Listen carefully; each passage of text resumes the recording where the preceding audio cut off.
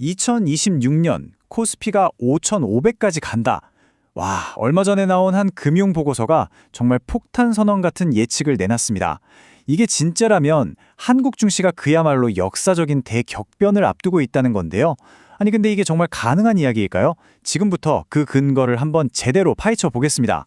바로 이게 오늘 우리가 던져야 할 핵심 질문입니다.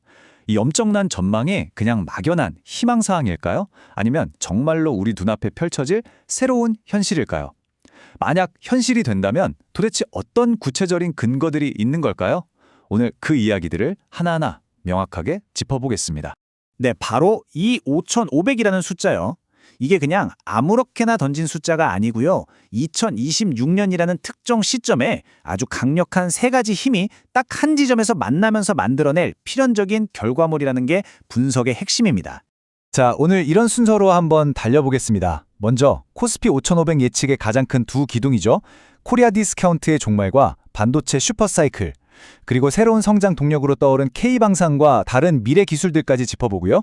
마지막으로 제일 중요한 거, 그래서 우리는 어떻게 투자해야 하는지 2026년 투자 전략까지 확실하게 챙겨가시죠. 자, 5,500으로 가는 길, 그 첫 번째, 그리고 어쩌면 가장 중요한 열쇠입니다. 바로 수십 년 동안 한국 증시의 발목을 무겁게 잡아왔던 고질병, 이 코리아 디스카운트가 드디어 끝날 초심을 보이고 있다는 겁니다. 이 코리아 디스카운트라는 게 뭐냐면요, 말 그대로 가치 함정 같은 거였어요. 분명히 회사는 돈도 잘 벌고 기술력도 좋은데 이 낡은 지배구조 때문에 제값을 전혀 받지 못하고 있었던 거죠. 마치 보물선이 족쇄에 묶여서 깊은 바닷속에 잠겨 있었던 거랑 비슷해요. 그런데 이제 그 족쇄가 풀리기 시작했다는 겁니다. 해결책은 바로 이 세 가지 강력한 개혁안입니다. 자, 첫째, 상법을 바꿔서 이제 이사들은 회사뿐만 아니라 주주 전체의 이익을 위해 일해야 한다는 의무를 못 박는 거고요. 둘째, 배당소득에 대한 세금을 좀 다르게 매겨서 대주주들이 배당을 늘리고 싶게끔 만드는 겁니다. 마지막으로 논란이 많았던 금투세를 폐지해서 시장에 돈이 더 활발하게 들어올 수 있도록 물꼬를 터주는 거죠. 이 모든 것의 핵심은 딱 하나예요. 주주 가치를 최우선으로 만들어라. 보고서에 나온 이 한마디가 모든 걸 설명해 줍니다. 이건 그냥 조금 개선하는 수준이 아니라는 거죠. 시장의 판 자체를 바꾸는 그야말로 게임 체인저라는 겁니다. 이런 거버넌스 혁명이 성공하면 그동안 한국 시장을 외면했던 똑똑한 외국인 자금이 다시 돌아올 수밖에 없겠죠. 자, 시장의 체질이 튼튼하게 개선되었다면 이제는 위로 뻥 뚫고 올라갈 강력한 엔진이 필요하겠죠. 두 번째 기동은 바로 한국 경제의 심장, 반도체입니다. 지금 반도체 쪽에서 그 누구도 부인할 수 없는 어마어마한 이익 성장이 시작되고 있습니다. 이 숫자들 좀 보세요. 와, 정말 입이 떡 벌어지죠? AI 시대가 열리면서 HBM 같은 고성능 메모리 수요가 그야말로 폭발하고 있거든요. 그래서 2026년에는 삼성전자가 123조, SK하이닉스가 92조 원의 영업이익을 낼 걸로 전망돼요. 이 두 회사 이익만 합쳐도 200조가 그냥 넘어갑니다. 그래프로 보니까 정말 실감이 확 나죠? 이게 바로 퀀텀 점프입니다. 우리나라 코스피 시가총액의 거의 3분의 1을 차지하는 이 두 공룡 기업이 이 정도로 날아오른다면 코스피 지수 전체를 5,500까지 끌어올리는 가장 강력한 로켓 엔진이 될 수밖에 없는 거죠. 아니 근데 왜 갑자기 이렇게 숫자가 좋아지냐고요? 바로 AI 혁명 때문입니다. 지금 전 세계 AI 서버에 들어가는 HBM4 같은 핵심 부품은 사실상 한국이 독점하고 있거든요.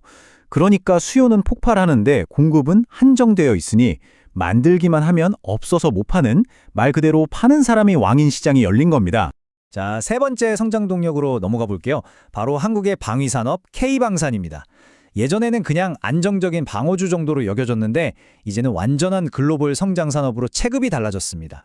이 방산 기업들이 진짜 매력적인 부분이 뭐냐면요. 바로 확실성이에요.